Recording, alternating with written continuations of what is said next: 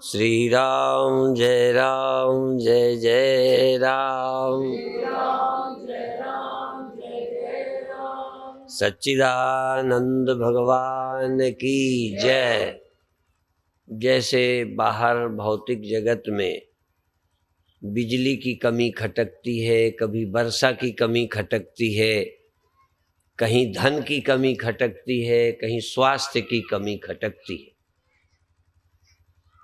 जिन जिन चीज़ों की जरूरत पड़ती है लगता है ये भी होना चाहिए। राजनैतिक पार्टियां कभी गरीबी दूर करने की बात कहती हैं, कभी मजहबी उन्माद को ख़त्म करने की बात करती हैं, क्योंकि कोई न कोई हानि लाभ संसार में रहता है। इसी तरह धार्मिक क्षेत्र में भी मनुष्य को कई चीज़ों की जरूरत है। लोगों का मन वैर रहित हो। मन भी रोगी है, हमारा अंतःकरण रोगी है। यदि मन निरोग हो जाए तो समझो मुक्ति हो गई। मनुष्याणाम कारणम बंध मोक्षयो। मनुष्य का मन ही बंधन पैदा करता है और मन ही मुक्ति कर देता है। इस मन में ममता जोड़ ले, अहंता जोड़ ले, यही बंधन है। यह हम हैं, ये हमारा है। ये काम चलाऊ रहे तो उतना खतरा नहीं है, क्योंकि कोई न कोई अपना, तभी तो उसका ध्यान दोगे। अहंता है, ममता है। ममता माने ये मेरा है, ये मैं हूँ। ये रोग भी है और थोड़ा जरूरी भी है। जैसे शरीर में कुछ गर्मी होनी चाहिए कि नहीं, बोलो। यदि बिल्कुल ठंडे हो जाएं तो गए। शरीर में गर्मी हमारा जीवन भी है, और यही ज्यादा हो तो बुखार है। अभी यहाँ आप बैठे हो तो गर्मी है ना, सबके शरीर में नाड़ी चलती है, रक्त संचार हो रहा है, सब जिंदा हो। और यही जरा बढ़ जाए तो अस्पताल भागते, डॉक्टर को बुलाते। इसी तरह मैं और मेरा, ये जब आवश्यकता से ज्यादा होते हैं तब यही रोग कहलाते हैं। और जो काम चलाने भर को रहते हैं तो ये हमारे जीवन का आवश्यक हिस्सा है। नहीं तो अपने घर में न घुस के दूसरे घर में घुस जाओ। आखिर अपना समझते हैं, अपना खेत जोतने जाते हैं, अपने खेत को बोने जाते हैं। नहीं, कोई इसको बोआए, कोई उसको बोआए, कोई उसका काट ले जाके। ऐसा व्यवहार में नहीं चल सकता। व्यवहार में विभाजन जरूरी है। आपकी माँ है, आपकी पत्नी है, सबकी पत्नी आपकी पत्नी नहीं है। ऐसी एकता संभव नहीं है। जीव जंतु पशु पक्षी भी अपने बच्चे को दूध पिलाते हैं। कुतिया अपने बच्चों को, सुअरिया अपने बच्चों को, और बच्चे भी अपनी माँ के पास सहज चले जाते हैं। गाय भैंस भी अपने माँ का दूध पीते हैं। तो ये अपना पराया माँ ने हमको दिया है, प्रकृति माँ ने। प्रकृति से हमको ये चीज मिल गई है। इसी तरह भूख प्यास मिली है। इसी तरह हमारी इंद्रियों को कितना अच्छा लगता है ये भी मिला है। नमक बहुत ज्यादा डाल दें दाल में तो पसंद आएगी नहीं। अच्छा, ज्यादा तीखा बोल दें आपके कान में। छोटे में हमें याद है, बच्चे शरारत करते दूसरे के कान में जोर से,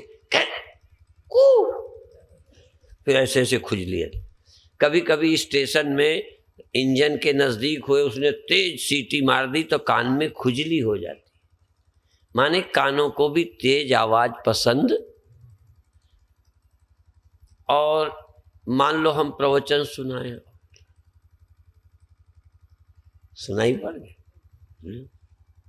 ये भी गड़बड़ है। सुनाई न पड़े इतनी धीमी, वो भी बेकार। और सुनाई क्या, कान के पर्दे ही फाड़ दे। अच्छा, नमक बिल्कुल ही ना हो दाल सब्जी में, वो भी अच्छा नहीं। और खूब डाल दे, वो भी अच्छा नहीं। तो संसार चलाने के लिए हमें प्रकृति के कुछ गुण स्वभाव मिले हैं, उनका उपयोग करते हुए भी अपने को अलग करना है। गुणा गुणे सुवर्तन्त इति मत्वा न सज्जते, न द्वेष्टि संप्रवृत्तानि न निवृत्तानि कांक्षति। बहुत इनमें आसक्त नहीं होना चाहिए। नमकीन लगेगा, मीठा लगेगा। हम लोगों ने देखो घर बार छोड़ा, हमको भी दाल में नमक बहुत ज़्यादा अच्छा नहीं लगता, बहुत कम अच्छा नहीं लगता। ऐसे ही कपड़े ठंडी में कम हो तो अच्छा नहीं लगता, और इतने ज़्यादा उड़ा दिए जाएं कि रात को पसीना आने लगे। इसीलिए ट्रेनों में एयर कंडीशन होता है कि वो हमारी त्वचा के अनुरूप सर्दी गर्मी रखे। ऐसे ही हमारे जीवन में भी हाँ संतुलन रहना चाहिए, एयर कंडीशन रहना चाहिए, जरूरत भर का रहना चाहिए। आवश्यकता से ज़्यादा जब भी कुछ होता है या कम होता है तो अच्छा नहीं लगता। तो आपको धन भी चाहिए, घर भी चाहिए, कपड़ा भी चाहिए, लेकिन ज़्यादा की जो भूख है वो देखा देखी आई है, वो जरूरी नहीं है, गैर जरूरी है। जैसे कोई खीर खाता है, अच्छी लगती है, पर खीरे खीर दिए जाए और कुछ ना दे तो फिर अप्रिय लगने लगे। ऐसे ही धन जरूरी है, पर धन ही धन हो जाए और कुछ ना हो, प्रेम ना हो, मन ठीक ना हो, धन ही का टाल लग जाए तो क्या होगा। तो जैसे शरीर की एक आवश्यकताएं हैं, इंद्रियों की आवश्यकताएं, ऐसे ही मन की भी है। मन शांति चाहता है, बंधन नहीं चाहता, भय नहीं चाहता, चिंता नहीं चाहता, दुख नहीं चाहता। पर अज्ञानी आदमी को ये होंगे, शरीर छोड़ने को दिल नहीं करेगा, छोड़ना पड़ेगा। तो क्या हमारे अंदर और आ जाए कि ये लगे कि ठीक है, जैसे शरीर मिला वैसे बिछुड़ेगा। आपने देखो खूब गेहूं चने सब बोए हुए हैं, ये कितने अच्छे उगे हैं, अब थोड़े दिनों में इनमें फूल फल आएंगे, फिर ये सूख जाएंगे। तो इनको जवान होना चाहिए कि नहीं, फूल फल दाने गेहूं चनों में आना चाहिए कि नहीं। अच्छा, फिर कच्चे ही बने रहना चाहिए कि पकना चाहिए, हैं? पकना चाहिए। फिर पके खेत में ही लगे रहना चाहिए कि काट के लाना चाहिए। इसमें कोई आपको आपत्ति तो नहीं है। तो जैसे ये जन्मे हैं, ये छोटे छोटे थे, फिर ये जवान हुए हैं, फिर ये फलने फूलने लगे हैं, अब फल फूल करके फिर ये पौधे सूखने चाहिए कि ऐसे ही हरे भरे बने रहे। भाई ये प्रकृति का नियम है। तो पेड़ों को फलता फूलता देख के खुश होते हो, फिर फसल पक जाती है, सूखती है तो खुश होते हो। तो जब हम लोग सूखने लगे अपन, तो तुम राजी क्यों नहीं? ट्रेन में जब आती है तो सबसे पहले चढ़ने की कोशिश करते हैं कि जगह मिल जाए, और फिर बैठ जाते हैं, कब्जा कर लेते हैं। और जब स्टेशन आती है जहाँ उतरना है, तो सबके उतर जाने के बाद उतरते हो कि आप जल्दी उतरने की कोशिश करते हो? ये भी देखो, ट्रेन में जल्दी चढ़ने में, बैठने में, हम भी पहले चले हैं तो कभी कभी खिड़की से ही 2 कपड़े अंदर डाल देते थे जिससे कब्जा हो जाए। जैसे जमीन पे कब्जा करते हैं ना, जैसे घरों पर कब्जा करते हैं, क्योंकि रहना जो है, यदि जमीन पे तुम्हारा कहीं कब्जा ही ना हो, चाहे वो रुपया दे के करो, चाहे तहसील द्वारा करो, कब्जा तो कब्जा, नहीं तो तुम कहाँ बोते क्या खाते। तो सीट में कब्जा करें, चाहे पैसा दे के रिजर्वेशन कराएं, चाहे जल्दी चढ़ के कब्जा करें, चाहे बाहर से सामान अंदर फेंक के कब्जा करें, करते हैं, जरूरी है। और जब स्टेशन आती है तो छोड़ते हैं। नहीं, क्यों छोड़ देते हो? क्योंकि आपको ही पता है कि यहाँ उतरना है और वहीं के लिए गाड़ी में बैठे थे।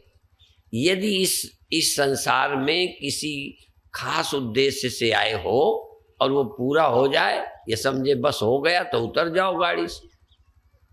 अच्छा, जब इस डिब्बे से, इस सीट से आप उतरोगे तो दुखी होके उतरोगे कि खुशी से उतरोगे? तुम बताओ भाई। झूठ नहीं बोलना, उत्तर तो सच्चा दे सकते हो। कई बार उत्तर लोग अच्छे देते हैं पर नीयत नहीं होती। हम तो ये चाहते उत्तर चाहे भले गलत हो पर सच्चा हो। तो गाड़ी में चढ़ते जल्दी हो, बैठते हो, कब्जा रखते हो, कब्जा रखने पर सीट छोड़ते समय तुम्हें कोई तकलीफ? जमीन घर जायदाद जब छोड़कर जाएंगे, बैंक का रुपया, तो पछताते हुए जाएंगे कि खुशी खुशी? तो डिब्बे से उतरने में तो कोई नहीं पछताता, आराम से उतरते हैं, याद भी नहीं करते। तो इस संसार से जाने में राजी क्यों नहीं है?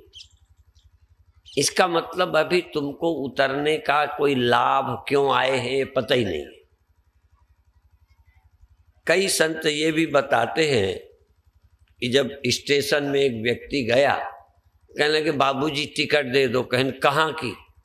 तो जगह का नाम नहीं बताया, कहते ससुराल की दे दो। ससुराल जा रहा था, कहते ससुराल की टिकट दे दो। अब वो बाबू के ससुराल कहाँ? कहने ससुराल अब क्या बताओ। तो इसी तरह आप कहाँ जाना चाहते हो आपको पता है क्या? कुछ नहीं। क्यों यहाँ आए हो? देखो, यहाँ क्यों आए हो? प्रवचन सुनने, खेत में गए काम करने, बाजार में गए कुछ खरीदने, विद्या स्कूल में गए पढ़ने या पढ़ाने। कहीं जाते हो तो तुम्हें पता होता है, दुनिया में आए इसका पता ही नहीं। देखो क्यों आए यहाँ, क्यों जन्मे और यहाँ से कहाँ जाना है आपको तो पता है। निर्णय कर रखा है ना कि कहाँ जाएंगे, स्वर्ग जाना कि नरक जाना, कि अगला जन्म लेना कि लौट के नहीं आना। हमारे गुरुदेव तो बोलते थे, हमारे कौन आवे रे, हमारे कौन आवे रे, इस तन तरुवर तरे कौन आवे, इस शरीर की छाया में कौन आए। यहाँ बड़ी झंझट है। पेड़ के साथ नहीं खड़े हो तो कोई दुख ही नहीं। इस शरीर में न बैठो तो सर्दी न लगेगी, भूख न लगेगी, स्त्री की पुरुष की जरूरत न पड़ेगी, बच्चों की जरूरत नहीं, पैसे की जरूरत नहीं है, खाने की जरूरत नहीं। इसमें बैठे हो। कार खरीद लो, ट्रैक्टर खरीद लो तो फिर डीजल लगेगा। एक कुत्ता पाल लो तो खाना लगेगा, घोड़ा पाल लो तो लगेगा। तो कुछ तुम्हारी होंगी जरूरतें जिसके लिए घोड़ा खरीदा। कई बार घोड़ा खरीदते हैं, कार खरीदते हैं, बैल खरीदते हैं, ट्रैक्टर खरीदते हैं, कोई जरूरत के लिए खरीदते। तो ट्रैक्टर की तुम जरूरत पूरी करो, ट्रैक्टर तुम्हारी जरूरत पूरी करेगा। ट्रैक्टर बेकार लेते हो कि जरूरत होती है? अब देखो, हम कार पे आए हैं, कार जरूरत है, लाए हैं, लेकिन अब कार में बैठेंगे तो कार की जरूरत सर्विस, पेट्रोल, डीजल, बोलो, और बीमा उमा कराना पड़ेगा कि नहीं? तो यदि हम भूल ही जाएं कार किस लिए लाए थे। आपने शरीर पाया होगा, शरीर पाना लक्ष्य नहीं था, कोई काम होगा जो मनुष्य तन से होता है, ठीक है ना? अच्छा, हम अभी ट्रैक्टर से आ जाते जहां से आए हैं, अभी नहीं आ पाते। ट्रैक्टर इतना तेज न चलता, कभी कभी जहाज से भी जाना पड़ता है। तो जो यात्रा जिससे पूरी होगी उसी में तो बैठेंगे। तो कुछ जिंदगी की यात्रा हो सकता है गधा घोड़े से पूरी नहीं होती, वो मनुष्य शरीर से ही पूरी होगी। इसीलिए इसको क्या कहा? साधन धाम मोक्ष कर दो। भाई, गधे का देह क्यों नहीं लिया, सुअर का क्यों नहीं लिया? लिया होगा तो पहले लिया होगा कभी। इस बार हमने सुअर का शरीर क्यों नहीं पाया? क्योंकि उससे हमारा काम नहीं बनता। काम बनने वाली चीज तो लाओगे। शादी के समय ऐसे ऐसे सामान जो शादी के लिए जरूरी है सो खरीदते हो। तो आखिर हमको ये अच्छा वाला शरीर क्यों मिला है? कम अकल वाले देह क्यों नहीं मिले, जिनमें अकल नहीं होती, खाओ पियो जियो मर जाओ। यद्यपि उनमें भी बहुत अच्छा रहता है, हाँ बहुत मौज है। तुम जरा ये सोचो कि तुम्हें ज्यादा चिंता है कि गधे को? देखो समझ में आया ना? हाँ, हमसे ज्यादा चिंता गधों को नहीं है। तो ये हमें क्यों मिला? इसलिए कि और योनियां हैं तो बहुत अच्छी। देखो तुम मनुष्य, वो तो बुरा बुरा कहे जाता है। जैसे सोना बहुत बदनाम है। सोना, कोई सभा में ऊँघ जाए तो कभी नहीं बोलेगा मैं ऊँघ गया था। नींद बदनाम हो गई है, नींद को बुरा कहा गया है। ऐसे ही पशु भी बदनाम हो गए। नींद ना आना कोई अच्छी बात नहीं है, नींद आनी चाहिए, पर नींद को संतों ने बहुत बुरा कहा है। अरे सोना सोना सोना। इसी तरह से जानवर पशु पक्षी योनियों को संतों ने बुरा कहा है। इसलिए आदमी चिढ़ने लगा, किसी को कह दो। नहीं तो एक जीव जंतु हमसे ज्यादा अच्छे हैं।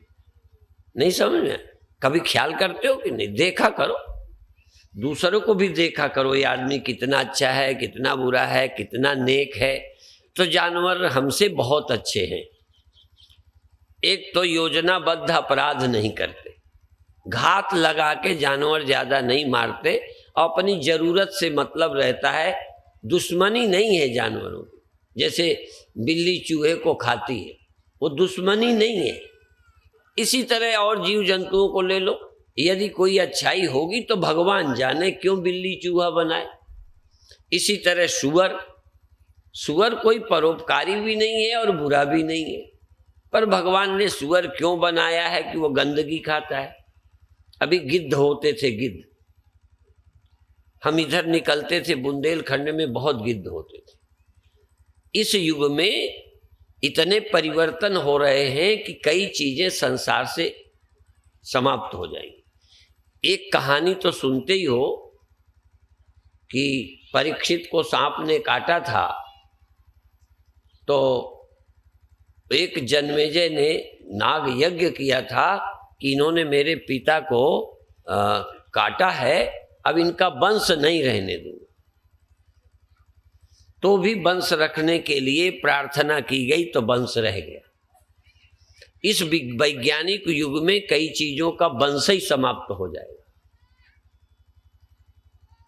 अब मुझे लगता है कुछ दिनों में गिद्ध रहेंगे कि नहीं रहेंगे, देखो कभी सोचा नहीं होगा। इसी तरह से पहले जीव जंतु घूमते थे, खाना मिल जाता था। अब कई लोगों को खाना मनुष्य दे तो मिलेगा, नहीं तो मिलेगा ही नहीं। हमारे सब शौचालय फ्लश वाले हो जाएंगे तो सुअरों की गई, और पशुओं को हम ही लोग खा जाएंगे। जिंदगी में मरने का मौका कहाँ देना है? अपनी मौत मरे, जंगल में पड़े होवें, गिद्ध कुत्ता खाएं, वो तो तब खाएं जब हम मरने देवें। उसके पहले हमने बूचड़ खाने में काटना है और मांस खुद खा जाना है, तो ये गिद्ध रहेंगे नहीं। आप तो देख रहे हो कि यहाँ गिद्ध कम हो गए। हम लोग तो झुंड के झुंड देखते थे, जब गाड़ियों से निकलते थे कहीं नजर ही नहीं आती। तो कहाँ चले गए? अरे भूखों मर गए, भूखों मर गए, उनका खाना रहा ही नहीं है, उनका हम ही खा गए। इसी तरह अभी कई जड़ी बूटियां ही समाप्त हो जाएंगी, दवा के लिए नहीं रहेंगी। गायें समाप्त हो जाएंगी, गोमूत्र नहीं मिलेगा, गाय का दूध नहीं मिलेगा। कई दवाइयां तो गाय के दूध से, गाय के मूत्र से बनती है, खत्म हो जाएंगी।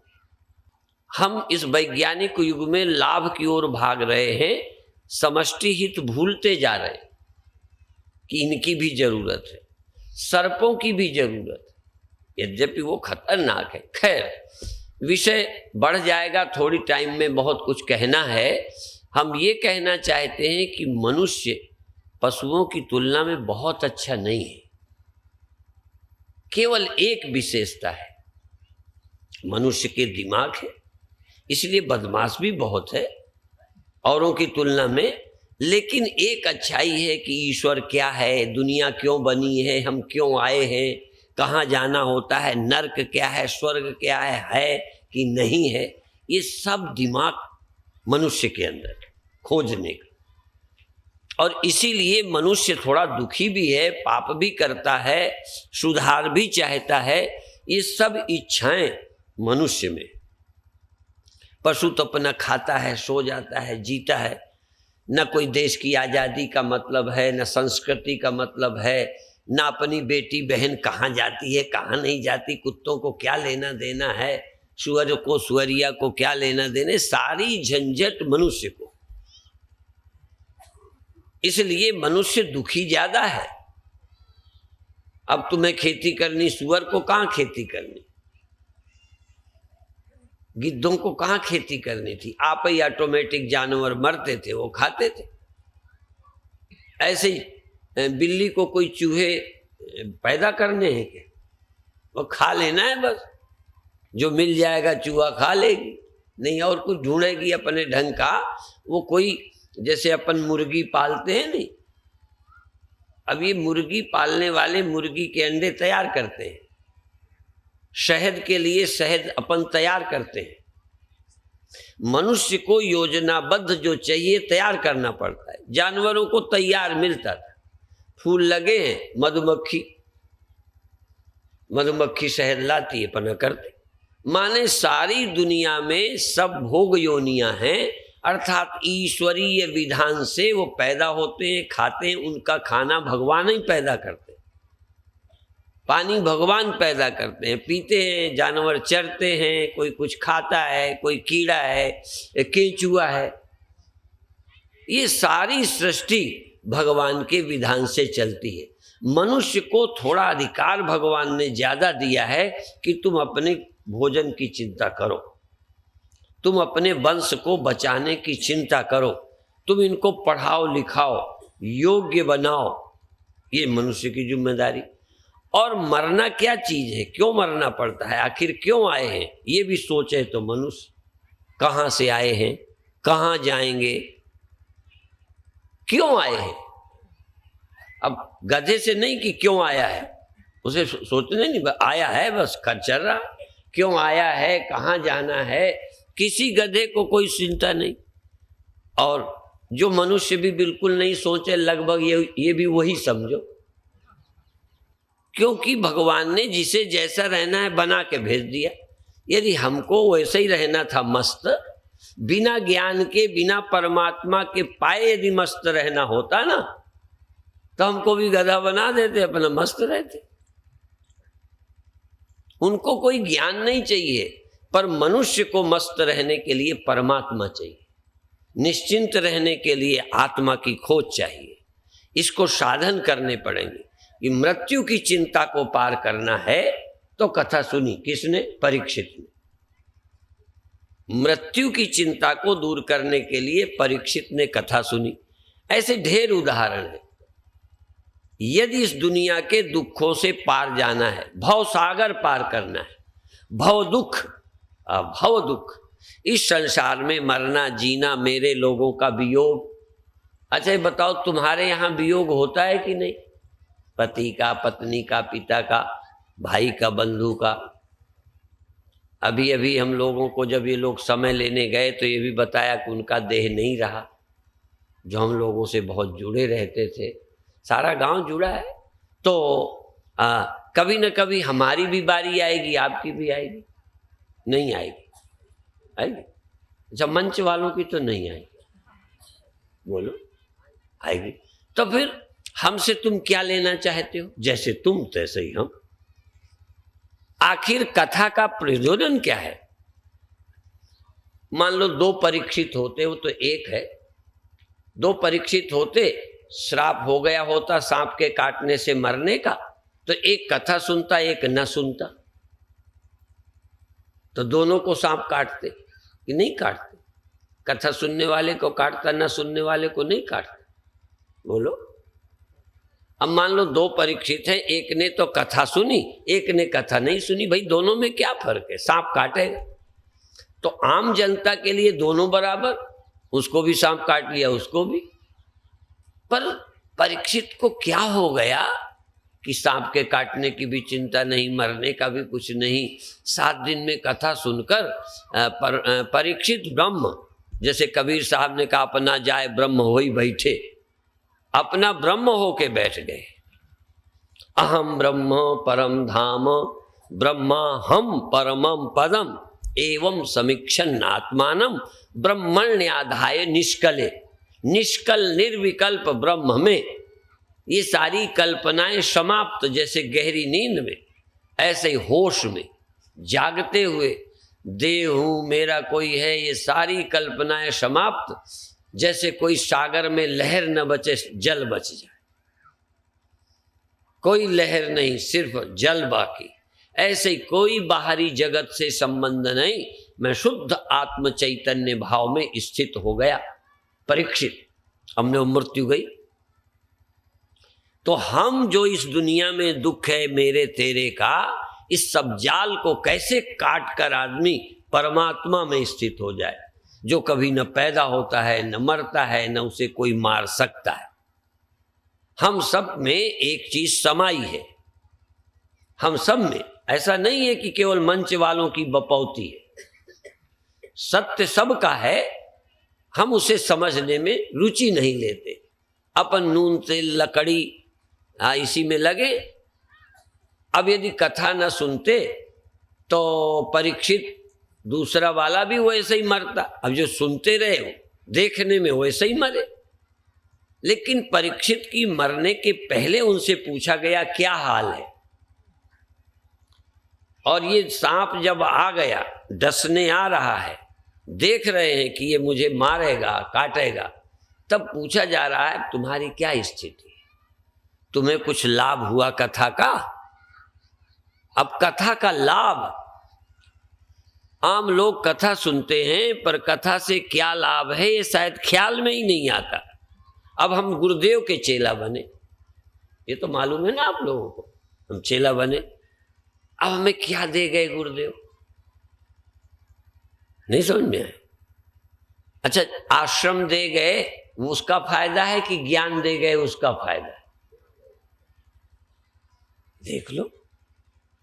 यदि गुरु ने हमें कुछ ऐसी बात दी है जो आज हमारे काम आती है और काम आएगी, बुढ़ापा आता जाएगा, शरीर छूटेगा, फिर भी गुरु का दिया हुआ धन, गुरु का दिया हुआ ज्ञान, गुरु का दिया गया अनुभव यदि मेरे काम आता है तो हमें गुरु बनाना सफल रहा।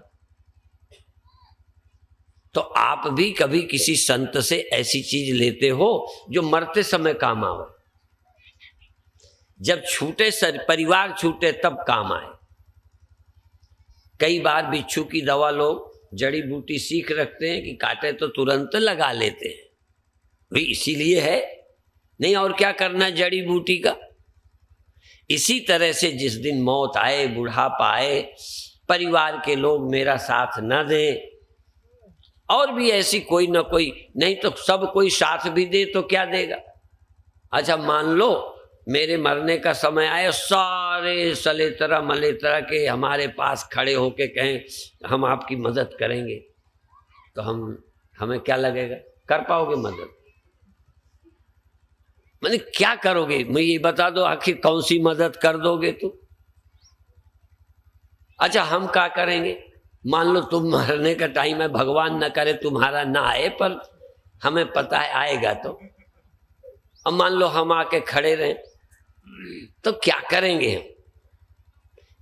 कोई ऐसा विश्वास, कोई ऐसी समझ जो हमें मृत्यु के समय अनुभव कराती है, जहां मृत्यु का भय न बिभेति कुतश्चन, ऐसी समझ। इसलिए 2 बातें हैं। धर्म इसलिए कि हमारा अगला जन्म सुधर जाए, अगला, यदि गरीब हो तो अमीर हो जाओ, इस बार रोगी शरीर मिला है तो अगले जन्म में निरोग रह सको, इस जमाने में अनपढ़ रह गए हो तो अगले बार पढ़ लिख लोगे, इस जमाने में तुम बड़े नहीं बन पाए प्रधानमंत्री तो अगले जन्म में प्रधानमंत्री बन लोगे। इसके लिए धर्मात्मा बनो, धर्मात्मा, क्योंकि तुम्हारा किया हुआ तुम्हें मिलेगा।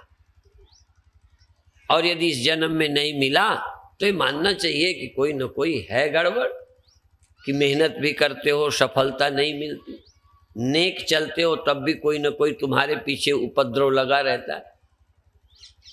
जिसको जो हो अंदाज लगाओ, तो ऐसे नहीं मिलता, अपने अपने हाथ का किया ही अपने को मिलता है।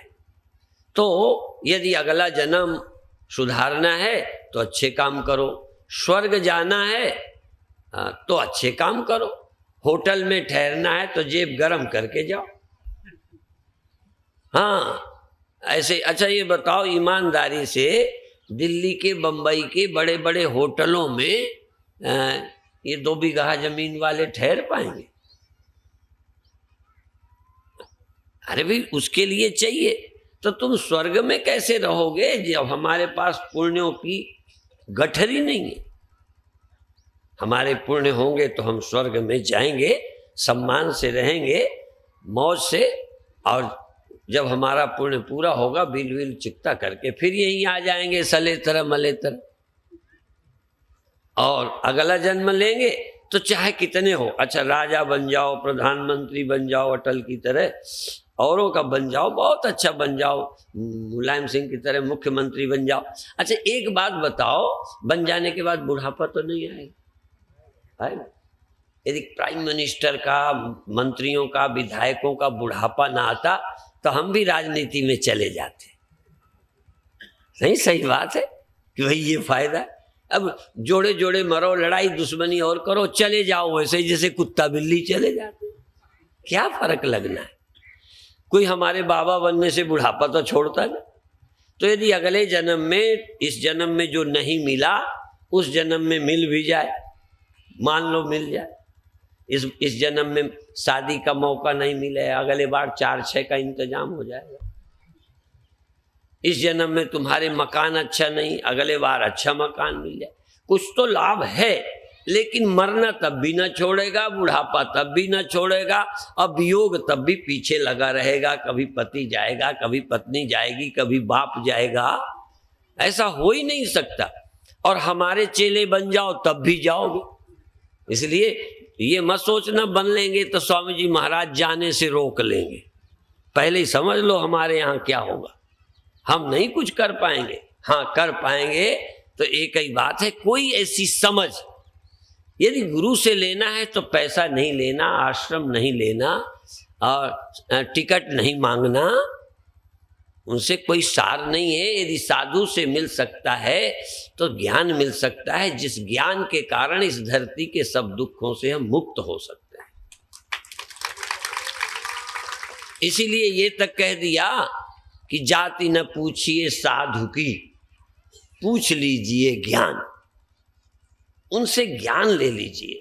क्यों? मोल करो तलवार का। तलवार देखो कितनी अच्छी है, कितनी किस चीज की बनी है, कैसा लोहा है। मोल करो तलवार का, परी रहन दो म्यान। साधु कहाँ पैदा हुआ है, किस जाति का है, क्या लेना देना। पर तुम जाति तो देखोगे, तलवार देखते ही नहीं हो।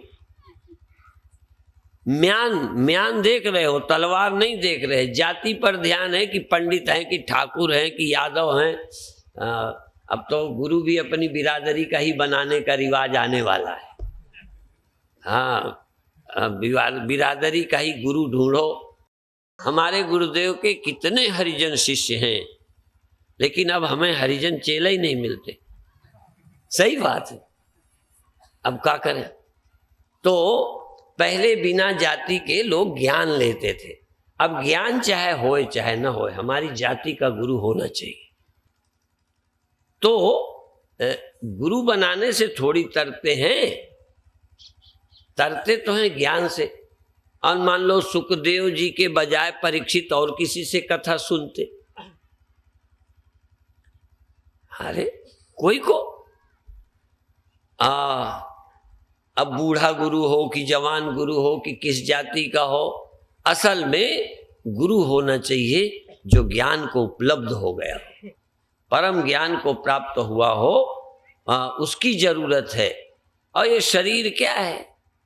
शरीर तो ऐसे कपड़ा जैसे बदलते हैं ऐसे शरीर बदलते हैं, और शरीर भी तब तक बदलते हैं जब तक करता रहते हैं, भोगता रहते हैं, देहाभिमानी रहते हैं, ब्रह्मज्ञानी नहीं होते तब तक शरीर बदलते हैं।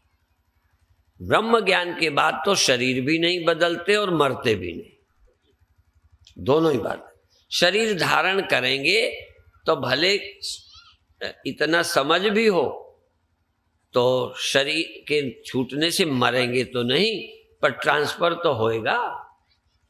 यहाँ जाओगे, कमाई यहाँ की, चोरी यहाँ की, बेईमानी यहाँ की, और शरीर छोड़ गए तो बेईमानी तुम्हारे फायदे में क्या रही? चले गए। जहाँ जोड़ा वहाँ सब छोड़ गए, तो अगले जन्म में क्या गया तुम्हारे साथ? इसलिए ये शरीरांतर देहांतर प्राप्ति तथा देहांतर प्राप्ति धीरज तत्र न मुझे। विद्वान लोग दुखी नहीं होते, सोचते हैं चलो दूसरे शरीर में जाएंगे, ट्रांसफर हुआ है, बर्खास्त तो नहीं हुए। तो इस तरह से मरे नहीं, ट्रांसफर हुआ। मर जाने में और ट्रांसफर में बड़ा फर्क है। अज्ञानी, महाअज्ञानी, अधार्मिक तो शरीर मानते हैं, मर जाते हैं। वो ये जानते नहीं है कि अभी हम रहेंगे, कहीं जाएंगे। जाएंगे वाले तो धर्मात्मा हैं, चाहे वो हिंदू धर्म के हैं, इस्लाम धर्म के हैं, ईसाई धर्म के हैं। धर्म के लोग मानते हैं कि जैसा करेंगे आगे भोगना पड़ेगा, स्वर्ग मिलेगा। और ब्रह्मज्ञानी तो बहुत आगे की बात करते हैं। ब्रह्मज्ञानी तो ये कहते हैं तुम आत्म ज्ञान को प्राप्त करो तो न तो देह में आओगे और न जीव रहोगे। जीवो ब्रह्म ही होना पर, जीव ब्रह्म भाव को प्राप्त होगा, इसलिए आओगे ही नहीं। जैसे कोई बीज बोगे तो पेड़ होगा, फलाएंगे, पाला भी लगेगा, ओले भी पड़ते हैं, वर्षा ज्यादा हो जाती है, सूखा भी पड़ता है। लेकिन ये सब बीज और वृक्षों का है। यदि एक बार बीज को भून दो तो आगे न पेड़ बनेगा, न ठंडी लगेगी, न उसमें ओले पड़ेंगे, न पानी ज्यादा होगा, क्योंकि ये सब तब है जब बीज और वृक्ष हो। ये सारी समस्या जन्म लेने वालों पर है। इसलिए जो चावल हो गया, अब न बोओगे, न पानी चाहिए, न खाद चाहिए, न कोई जरूरत है, मिट्टी में मिल गया। तो ब्रह्मज्ञानी ब्रह्मलीन हो जाता है। ब्रह्मज्ञानी फिर बार बार जन्म नहीं लेता, बार बार इस दुनिया में नहीं आता। तो तीन चीजों का ध्यान रखो। यदि अगला जन्म संभालना चाहते हो या भविष्य अच्छा करना चाहते हो तो नेक कर्म करो, और मन में और आगे जाना चाहते हो तो राग द्वेष का त्याग करो। जैसे कोशिश करते हो कि हमारी आपस में घर वालों की लड़ाई ना हो, पति पत्नी की ना हो, यद्यपि हो वहां भी जाती है, पर वहां हो तो सुलझाने की कोशिश करते हो, और जगह तो खरीदते हो लड़ाई। अपने मन को ठीक करने की तैयारी करना चाहिए कि यदि मन में आया भी, जैसे कपड़े में गंदगी लग जाए, मिट्टी लग जाए, तो क्या करते हो? साफ करते हो या वैसे ही रखते हो? साफ करते हो। ऐसे ही हमारे मन में, अंतःकरण में यदि क्रोध, काम, लोभ, भय आकर हमारा मन खराब हो जाता है, तो खराब हो जाए तो उसे ठीक करना चाहिए। किसी से भी हमारी लड़ाई चलती है तो ठीक कर लेना चाहिए। हो सकती है कि नहीं? हाँ, कई लोग कहते हैं अब तो हमारी हो ही नहीं सकती। अरे भाई, कपड़ा जब ठीक कर सकते हो तो अंतःकरण क्यों नहीं ठीक कर सकते? और फिर कपड़ा तो बदल भी दोगे, दूसरा, अंतःकरण दूसरा नहीं है, इसी को शुद्ध करना पड़ेगा। कपड़ा बदलने का मतलब है पुराना छोड़ दो। ये अंतःकरण करोड़ों जन्मों से वही रहा है और आगे वही रहेगा, इसलिए इसको शुद्ध करो। शुद्ध जैसे कपड़ा, इस कपड़े को जब पुराना होगा तब की बात तो अलग है, पर अभी जिंदगी में जब से इसे सिलाया या खरीदा था वही पहने हो, धोया तो नहीं है? क्यों धोते हो? तो जब इस कपड़े को साल 2 साल पहनोगे तो उसको धोते रहोगे। तो जिस अंतःकरण को हम आगे लेके साथ जाएंगे, इसको हमें धोते रहना चाहिए, साफ करते रहना चाहिए। कि एक बार लड़ाई हो तो गांठ बांध के उसे पक्की करके अपने नाती पोतों को भी सिखा जाना चाहिए कि हम तो लड़े ही हैं, आगे तुम भी निपटते रहना। समझ गए? तो इस लड़ाई को साफ करो, मन की नफरत हटाओ, राग द्वेष हटाओ। और देखो, आप अपना घर बंद करके चले जाओ, 1-2 महीने बाद आओ, बिना किसी कारण के भी अंदर कचरा मिलेगा, धूल मिलेगी। कोई मेज हम डाल जाते, अभी हम ग्वालियर एक दिन रुके तो हमारा बाथरूम कोई इस्तेमाल नहीं करता, तो हमने देखा उसकी सीटें बहुत गंदी थी। फिर हमने धोया, क्योंकि उसमें बैठ के करना पड़ता है ना, तो वो अच्छा ना लगे इतनी सीट गंदी। तो कोई ना करे तो भी हो जाता है। दुनिया का प्रभाव सहज हमारे मन पर पड़ता रहता है, इसलिए रोज इसकी सफाई होती रहे। पहले हमने सोचा था आश्रम बन जाए एक बार, बस छुट्टी। अब समझ में आया कि बन जाए तो रोज उसकी देख रेख सफाई भी करनी चाहिए, नहीं तो आश्रम गंदा लग जाता है। ऐसे ही शरीर मिल गया इतना ही काफी नहीं है, इसकी देख रेख रखना चाहिए। अंतःकरण अनादिकाल से हमारे साथ है, इसको स्वच्छ रखना चाहिए। पहले हमें नहीं आता था कुछ करना। गुरुदेव के पास भी आए तो जब सुनते थे तो श्रवण मनन निधिध्यासन ये सुनते थे। क्या होता है मनन अपन नहीं जानते थे, निधिध्यासन क्या होता है नहीं जानते थे, आत्मा का साक्षात्कार क्या चीज है नहीं जानते थे। जैसे तुलसीदास ने बचपन में कथा सुनी थी, बाद में जब सयाने हुए उन्होंने खुद कहा कि तब मैंने कथा सुनी थी, तब मैंने नहीं समझी, तब मैं अचेत था। कथा तो सुनी और उस समय लगता भी होगा कि जैसे समझ गए, पर जब सयाने हुए तब समझ आया कि पहले जैसा समझते थे वो तब नहीं समझे थे, अब समझ में आया। ऐसे ही हमने जो वेदांत और गुरुओं से ज्ञान सुना, अब भी लगता रहता है जैसे पहले की बातें अब साफ हो रही है, क्लियर हो रही है और स्पष्ट हो रही है दिनों दिन। इसी तरह कथा सुनते में जो अघा जाते हैं कि और सुन चुके, उन्होंने जाना ही नहीं, रोज रोज इसमें गहराई आती। हमने संगमरमर वाले मकानों को देखा, हम कई बार हमारे आम लोग भी लगा लेते हैं, संगमरमर तो लगती है पर जाओ तो लगता ही नहीं कि कोई संगमरमर। जहाँ रोज पूछते रहते हैं, नौकर लगे रहते हैं, वो लगता है जैसे अभी के बने। अमीरों के कई लोगों के मकान सैकड़ों वर्ष के हो जाने के बाद भी लगता है जैसे अभी के बने, और हमारा तो आश्रम अभी बन के तैयार भी नहीं हुआ, आधा लगता है जैसे सैकड़ों वर्ष का पुराना। देख रेख रखना पड़ता है। तो इसी तरह से इस जीवन की देख रेख रखो, नहीं सब रद्दी हो गया, रहने लायक नहीं है, दुखी रहते, चैन नहीं है।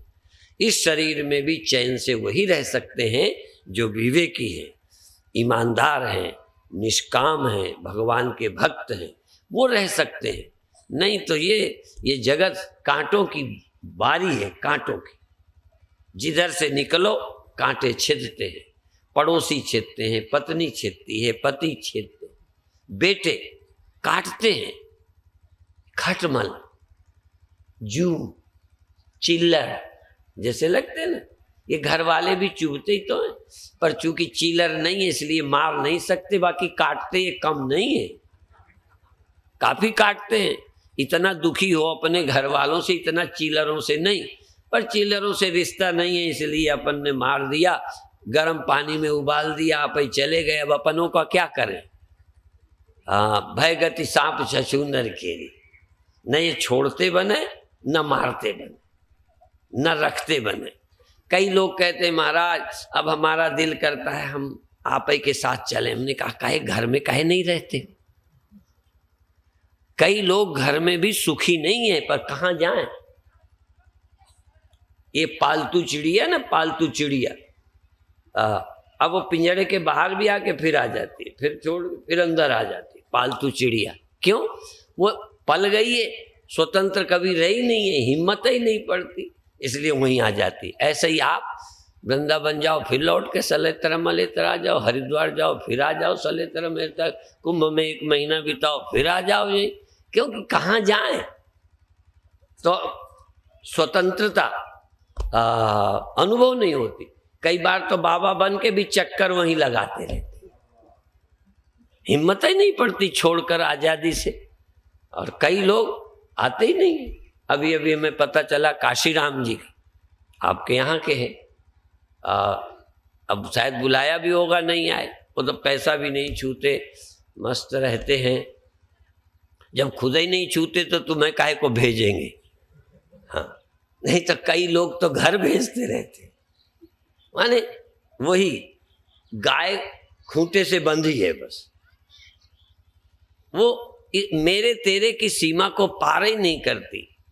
सन्यासी तो सारे देश का होता है, सारे समाज का होता है, वह एक जाति का नहीं होता, एक गांव का नहीं होता, जाति विशेष का, परिवार विशेष का नहीं होता। और अनिकेतः स्थिरमति, अनिकेत होना पड़ेगा। मेरा कोई घर नहीं है, नहीं तो मैं बंध जाऊंगा। मैं एक खूंटे में नहीं हूँ, मैं स्वतंत्र हूँ। तो देश से मैं हटा तो परिवार से भी हटा। देहाभिमाने गलिते विज्ञाते परमात्मा, इस देह के खूंटे में जो बंधा वही परिवार। तुम ये हो तभी ये तुम्हारे हैं। तो गृहस्थी को तो थोड़ी रस्सी लंबी चाहिए पर खूंटे में बंधा रहना। हाँ, तुम अपने परिवार का ख्याल नहीं करोगे तो तुम्हारे का कोई पड़ोसी आएगा। इसलिए सन्यास के बाद ये मना है। गृहस्थ को थोड़ी जिम्मेदारी है परिवार की, वो भी बचपन में पढ़ाई लिखाई की, जवानी में कमाई धमाई की, फिर वानप्रस्थ। सन्यास लेने के बाद हम सारी दुनिया के और या यूं कहो सारी दुनिया हमारी, या ये कहो ना हम किसी के ना कोई हमारा। हम किसी के नहीं, हमारा कोई नहीं। किसकी आशा करें कि ये हमारे हैं? अरे रोना मिट गया। जब हम किसी के नहीं हैं तो किसी से आशा ही नहीं है, और हमारा कोई नहीं। नहीं तो अपने होते हैं तो लगता है लो इनको हमने पढ़ाया लिखाया, ये हमारी तरफ देखता ही नहीं, हमसे बात ही नहीं करता, ये रोना मिटता है। कोई हमारा नहीं, बल्कि ये इंद्रियां हमारी नहीं, ये देह हमारा नहीं, ये तो छोड़ जाएंगे। आप तो ले जाओगे ना देह को? नहीं। तो जब ये अब औरों को क्या रोते हो, बच्चों को क्या रोना, पत्नी को क्या रोना, बाप को क्या रोना, जब ये तुम्हारा यही तुम्हारा नहीं। तो गहराई से देखोगे तो कथा का सार ये है कि मरे शरीर छूटे उसके पहले हम इसे छोड़ दें। ये छूटेगा, लेकिन ये छोड़े तो हमारी क्या विशेषता, हम इसको अपना मानना छोड़ दें। शरीर छोड़ना पड़े इसके पहले हम इसको अपना नहीं माने तो दुखी नहीं होंगे। जब ये मेरा नहीं तो और कुछ मेरा नहीं। मेरा छूट क्या रहा है? छूटता तब जब मेरा होता। हाँ, च्वारन बचकन लीन बिगारिन छुट्टी पाई। एक बार क्या था, अमीरों का सामान गरीब लोग ढो रहे थे, रास्ते में मिल गए बदमाश, जैसे आजकल अपहरण है कहीं कुछ है, मिल गए। तो चोर जब मिले तो पोटरी थी, उन्होंने दे दी, ले जाओ। तो चोरों ने पोटली ली, चोरों ने पोटली ले ली। तो जो बेगार में पकड़ कर ले जा रहे थे सामान, उन्हें छुट्टी मिल गई। नहीं समझ में? जो बेगार में पकड़े थे कि ढोके ले चलो चलो, तो लिए चले जा रहे हैं, कोई मिलना जुलना है नहीं, बिना मतलब ला दे। चोर मिल गए तो उन्हें खुशी हुई, अच्छा हुआ बोझा कटा। तो ज्ञानी का मतलब ये है कि ये जो हमने बोझा लाद रखा है, ये हम ज्ञानी बेगार में पकड़े हुए हैं, नहीं तो अपना है क्या। तो ये ले लेगा, परमात्मा ले ले, छुट्टी हो गई हमारी। हमें है क्या? और जिनका अपना है, अच्छा तुम्हारा ही सामान हो, चोर ले जाए, फिर हमारा सामान तुम लिए जा रहे हो, चोर मिल जाए तब तो कोई बात नहीं। अपना लिए जा रहे थे, मिल गए चोर, तब बस यही है। मौत उनको दुख देगी जो जिनका अपना कुछ है। जब अपना कुछ है ही नहीं तो क्या ले जाएगी? और इसी तरह से एक कहानी कहते हैं, एक गांव में लगी आग, सब लोग भागे, तो जिनके बहुत सामान था, क्या उठावें क्या धरें, सूझे ही कुछ नहीं। थोड़ा बहुत होता तो ले जाते, बस दुखी रहे, भागे, ले कुछ न गए। ऐसे गांव में एक गरीब आदमी था जिसके कुछ नहीं था, सारा साधारण सी झोपड़ी थी। तो जब बाहर गए, गांव के बाहर, गांव जल गया, तो वो मुस्करा रहा था। कौन? जो गरीब था। तो लोग कहें क्या बात है? कहने लगे गरीबी आ जाही तो काम आई है। गरीबी भी काम आ जाती है कभी कभी। हाँ, तो इस तरह से ये जो हमारे पास बंधन है वो अपना है, लेकिन अभी ये हमारा सामान नहीं, हम ही है। दिक्कत तो ये जैसे ये हम ही है, आखिर इसके न रहने पर कुछ नहीं। यदि बर्फ पिघल जाए तो मर गई या पानी हो गई, क्या कहना चाहिए? बर्फ पिघली तो कुछ बचा कि नहीं बचा? बर्फ क्या होके बच गई? पानी होके। मरी अरी कहाँ है? अब जिसको एक ख्याल ही ना हो, ऐसे ही ये एक मिट्टी का धोंदा है। हमारे गुरुदेव कहते थे ये मिट्टी का खिलौना है, तो ये एक दिन टूट जाएगा तो कुछ तो बचेगा, एक दिन मन भी चला जाएगा तो कुछ तो बचेगा, इस तरह अहंकार चला जाएगा तब भी तो कुछ बचेगा। उस बचे को खोज लो, उस बचे को खोज लेना चाहिए जिससे हम सब बंधनों से मुक्त हो जाएं। क्या करेगी मौत? हमें मार ही नहीं सकती। बर्फ को समय ने, धूप ने बर्फ को पिघला दिया, पानी तो रहा, जाएगा कहाँ?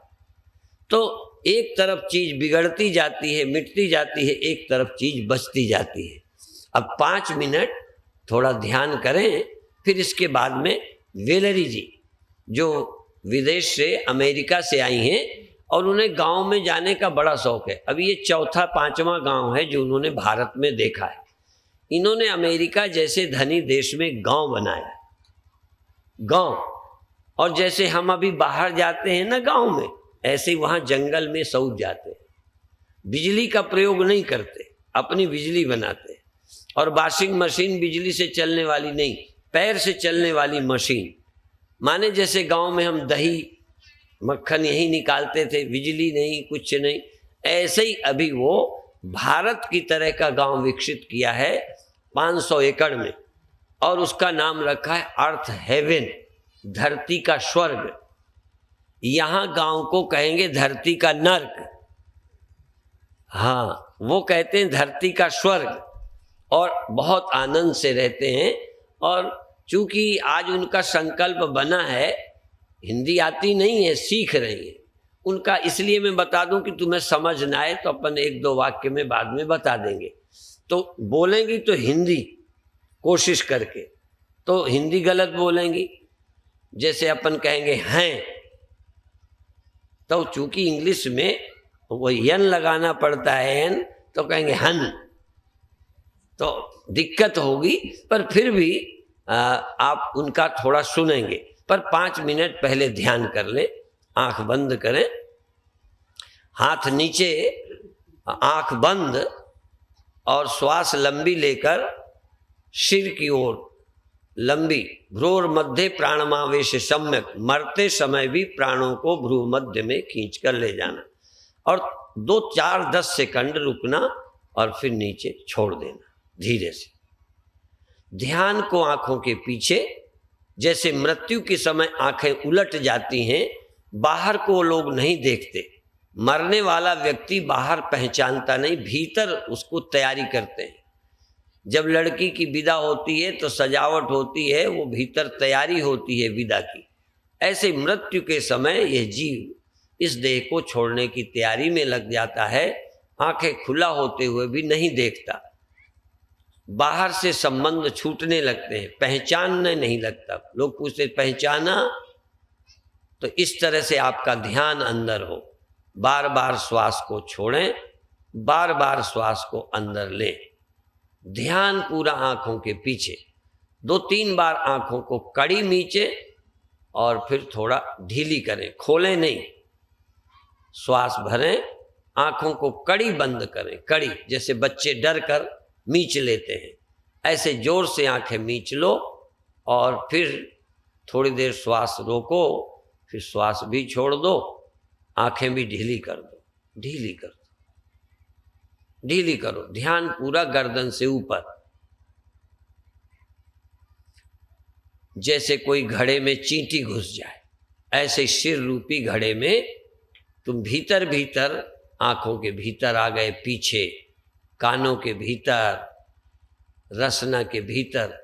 समझो सिर एक गेंद है, पोली गेंद है, फुटबॉल है, वॉलीबॉल है, उसके भीतर तुम उपस्थित हो। जैसे घड़े में आकाश होता है, ऐसे ही इस सिर के भीतर तुम चैतन्य आकाश हो, तुम चेतन हो, वहां रह रहे हो। होश, पूरा होश, आंख में, कान में, नाक में, रसना में, सिर में, पूरा ध्यान। श्वास भरो, थोड़ी देर अंदर होश में रहो, फिर श्वास छोड़ दो। थोड़ी देर आंखें कड़ी, फिर ढीली, फिर कड़ी, फिर ढीली। पूरा ध्यान अंदर ले जाओ। सारी दुनिया का ध्यान, सबकी ममता ताग बटोरी, सब जगह का ध्यान खींचकर अपने गर्दन के भीतर से गले के ऊपर वाले भाग में, कान के भीतर, आँख के भीतर, रसना के भीतर, नासिका के भीतर श्वास भरो और भीतर ही तुम रहो, भीतर ही तुम रहो और फिर श्वास छोड़ो। आंखें कड़ी करो और फिर ढीली करो। भीतर देखो, देखो, देखो। अंधेरा है, उजेला है, आकाश है, खालीपन है, प्रकाश है, रंग है, देवी देवता हैं, क्या दिखता है? भीतर देखो। 3 मिनट और चुपचाप देखते रहो। अब श्वास को बहुत ज्यादा मत खींचो, आराम से खींच लो, आराम से, थोड़ा रोको और छोड़ो। आंखें भी बहुत कड़ी मत करो, थोड़ी कड़ी करो फिर ढीली करो। मेहनत कम करो, सजगता ज्यादा, होश ज्यादा, ध्यान ज्यादा, काम कम। फिर सहज श्वास, खींचो भी मत, जितनी आए आ जाए, जितनी जाए जाए। आंखें सहज जितनी कड़ी हो, बहुत ताकत नहीं लगानी। श्वास भर ली, गुब्बारा तन गया, श्वास भरी, गुब्बारा तना, श्वास निकली, गुब्बारा ढीला हो गया। बस, करना नहीं, अब कड़ा भी नहीं करना, नरम भी नहीं करना। श्वास भर लेना है, रखना है, छोड़ देना है। अपने आप श्वास भरने में थोड़ा तनेगा, श्वास रुकने पर कुछ झुंझुनी सी चलेगी, अब धीरे से छोड़ दीजिए। भीतर के खालीपन में, जैसे गगरे में कोई जीव अंदर प्रवेश कर जाए और घूमता रहे। कभी कांच के मकान में मक्खी घुस जाती है तो चारों तरफ सिर मारती है, निकलने का रास्ता ही कोई नहीं। वो समझती है इधर खुला है, बस शीशा है, खुला दिखता है पर खुला है ही नहीं। ऐसे ही आप अपने सिर के भीतर, कान में, आँख में, त्वचा में, नाक में, रसना में, भीतर भीतर होश में रहो, होश में रहो। क्या है, क्या है? अंधेरा है, उजेला है, नीला पीला बैंगनी रंग है, आकाश है, प्रकाश है, देवी देवता हैं, क्या है भीतर? देखो। और कुछ नहीं तो मेरे गुरुदेव कहते थे तुम इतना ध्यान रखो कि हम देख रहे हैं, दिखाई कुछ नहीं देता, पर हम तो हैं, आप हैं तभी नहीं दिखाई दे रहा। नहीं दिखाई देने को आप ही तो देखेंगे, जब आप हैं ही नहीं तो नहीं क्या देखेंगे? दिखाई दे सो देखो, नहीं दिखाई दे सो देखो। जो है वो, जो नहीं है, पर तुम वहां हो। ये जग, ये सब तेरे ही करके तो भान है, तू ही तो हाजिर है, मेरे गुरुदेव कहते थे हाजिर है नाजिर है, हाजिर को हुज्जत नहीं, गए की तलाश नहीं, जो है। तू चैतन्य रह कर देख, जो है वो देख, जो गया वो देख कि चला गया। रंग आए प्रकाश आया, नीला पीला बैंगनी, देवी देवता, शून्य आकाश, नीला बिंदु, काला काला, हरा हरा, पीला पीला और खाली आकाश, शून्य ही शून्य, शून्य ही शून्य। शून्य में प्रवेश कर जाओ। गगन गुफा में भरी है घनौची, ये गगन गुफा है, शून्य है, वहां तुम चले जाओ और पी पी संत भय मगना, और वहां शांत और आनंद में रहो। अभी धीरे से सहज भाव से हड़बड़ाए बिना एक बार शांत और मौन, जैसे हम कुछ नहीं कर रहे, शांत हैं, हम कुछ नहीं कर रहे, होश में हैं, एक दिए की तरह अंदर जाग रहे हैं, कर कुछ नहीं रहे। जैसे सूर्य निकला, सारी सृष्टि प्रकाशित हो गई, सूर्य कर कुछ नहीं रहा,